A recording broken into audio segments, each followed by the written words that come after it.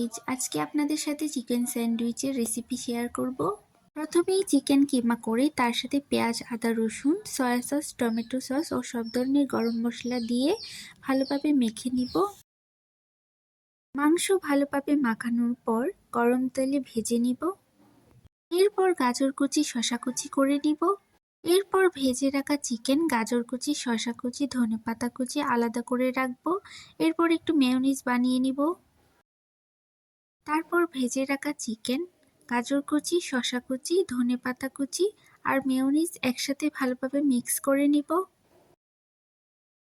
এরপর স্যান্ডউইচ বানানোর জন্য লাগবে পাউরুটি। আপনারা আপনাদের পছন্দ মতো যে কোনো ধরনের পাউরুটি ব্যবহার করতে পারেন। এরপর একটি পাউরুটির মধ্যে স্যান্ডউইচের জন্য করে রাখা চিকেনের পুর ভালোভাবে দিয়ে এর উপর টমেটো সস দিয়ে আরেকটি পাউরুটি দিয়ে স্যান্ডউইচের শেপে কেটে নিয়েছি। এই তো তৈরি করে ফেললাম খুব সহজ উপায়ে ঘরোয়া উপাদান দিয়ে মজাদার স্যান্ডউইচ।